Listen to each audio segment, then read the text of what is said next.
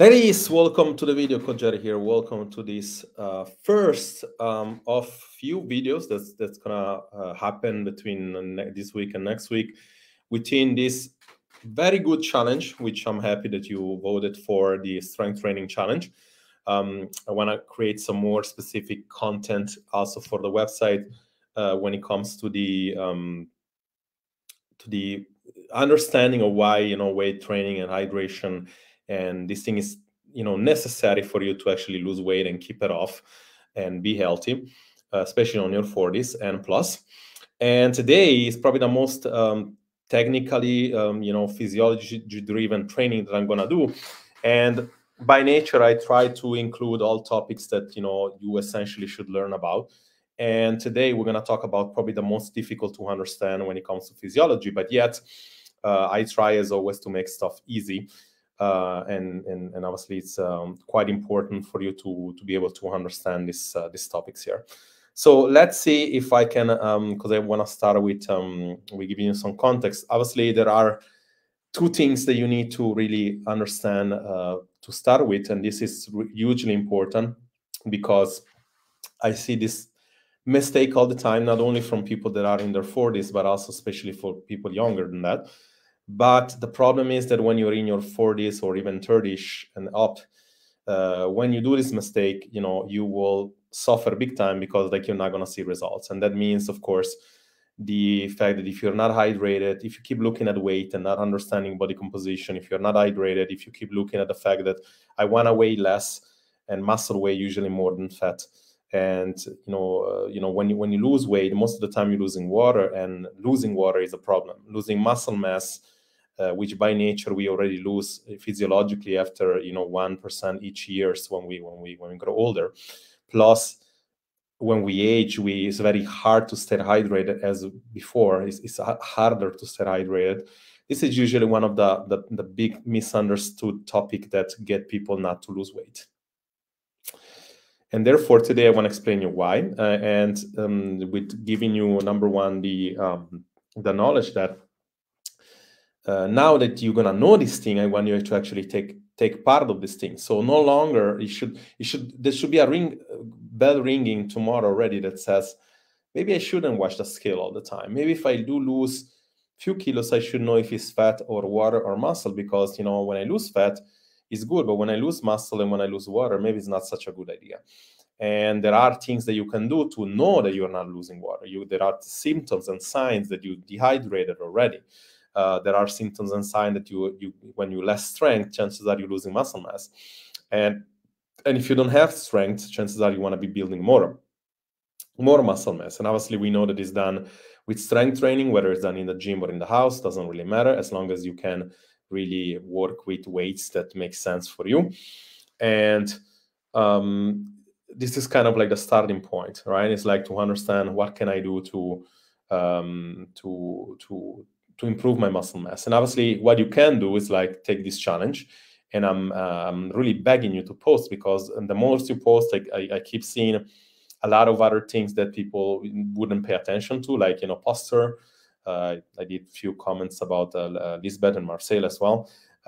Posture wise, very good exercise there, very good strength, very good, everything is in place, but we need to actually check the posture. So the most you post, the more I'm going to be able to interact in this challenge. I'm going to make this challenge mostly an educational as well as application challenge.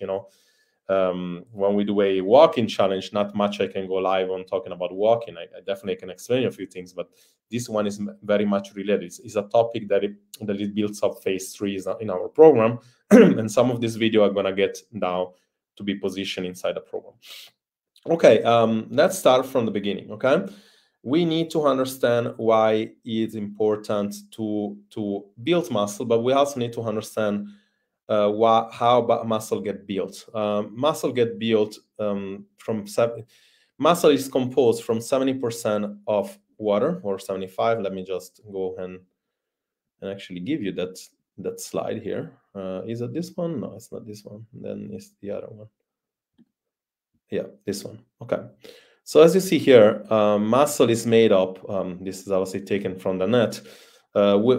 we basically 80% hydrated, right, overall, right, and 75% water, helps the muscle to be built. The cell itself, and obviously the muscle is made from thousands and billions and gazillion of cells, and the cells is inside the cells is hydrated for 80%, and the muscle 75%, but the cells is hydrated for, there is like water inside the cell, intracellular water, and outside the cell, extracellular water.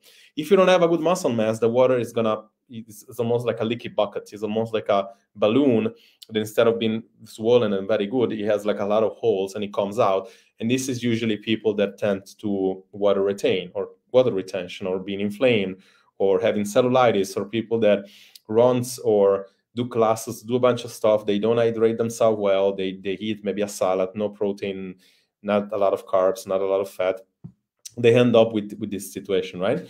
And honestly, the importance is that one of them, before, to many people, I get asked this question: why do I need to get, the supplements? What should I take? And it's like, the one thing that you should take first is actually water, right? And it's important because this is kind of like the methodology about it. Let me just put this. This was taken from a webinar of my colleague that I talked the other day about. And this one, muscle hydration. Wow, crazy. Okay, this one. This is the mechanism, right? As you see here, all these colors this is total body water. So as you see here is a person that is not within ranges, but it went from, on the left, you have this triangle, the black one. It went from dehydration to almost hydration, almost correctly. And why is it important? Because when you do the right training, the right hydration, the right amount of movement, the right macros and everything, energy level, then there is exercise. The exercise induce cell swelling. So the cells tend to swell. The osmolarity between that.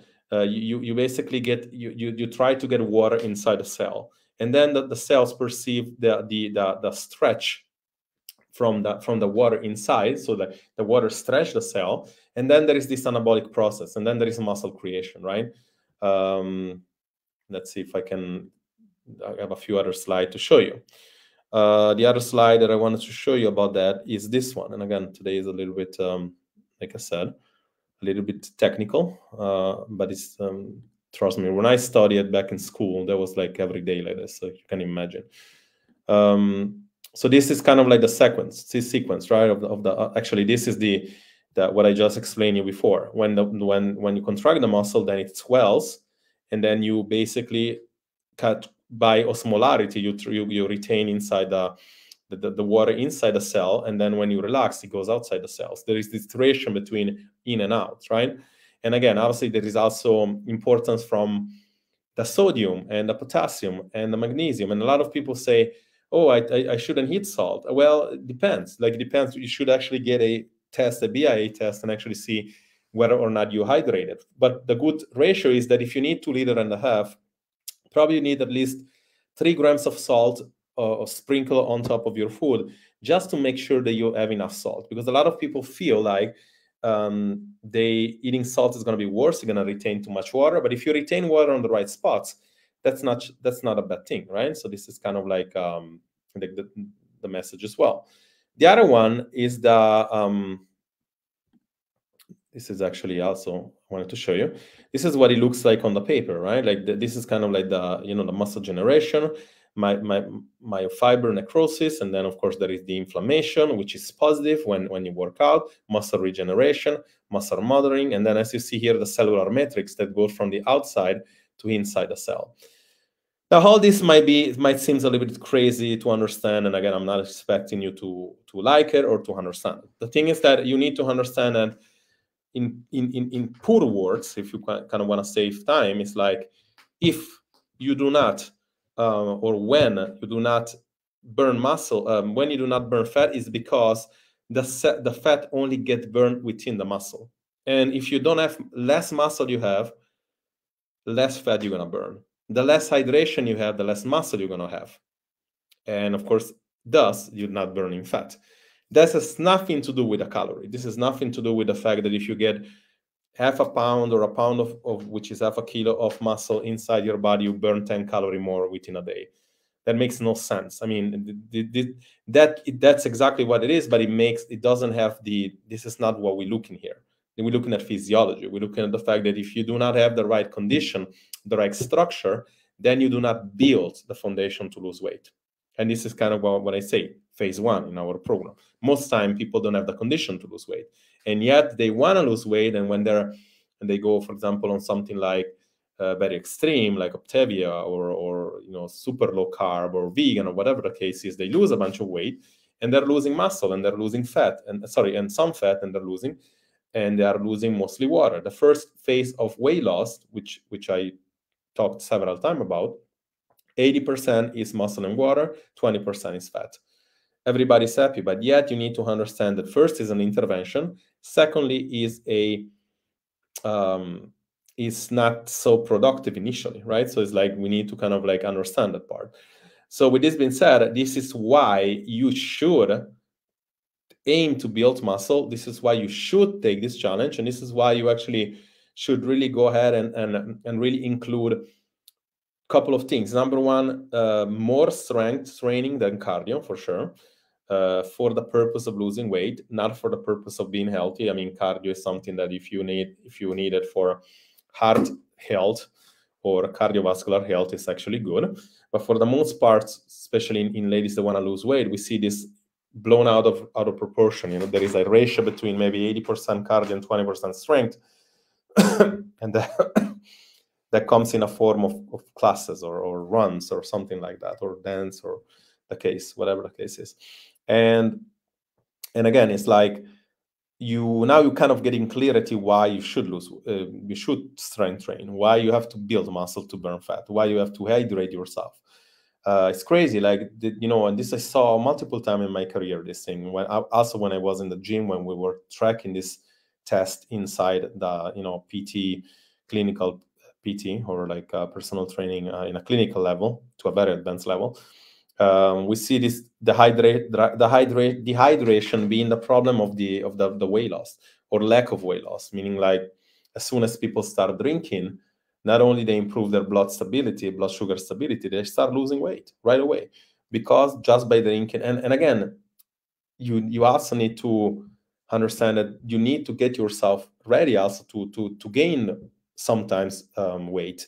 So not gain weight, to gain muscle. And to strength train, you need to actually get ready. If you have a very low structure, meaning like if you are not strong, if you haven't done anything for a while, if you or you haven't never done anything, if you're not eating almost nothing, and if you just run and like, that's probably a good indication to say, good thing you should be working on your nutrition first, mainly protein and fat, just to build up protein and fat and water to build up a good cellular matrix. Then in the meantime, you increase some carbs, and then you put inside, of course, some training slowly. And then, of course, you also, this is all governed by the fact that you need to get a energy level that makes sense, meaning like the first thing we need to touch is the energy level. So you need to eat enough, in other words, and drink enough. So hopefully this was something that was helpful for you to understand why we're doing this, why we're doing the challenge, but also why we strength train, and why you should strength train if you want to get results. And hopefully this kind of help you, because this is step one of the video that I'm going to do. The other one is definitely going to be more fun, more towards exercise, more towards the component of trainings and rest rates and everything and stuff like that. This was the most physiology driven and heavy kind of video. Talk to you soon. And hopefully, if you need anything from me, you reach out, and otherwise start posting the challenge, and we'll do our best to give you tips on that. Bye-bye.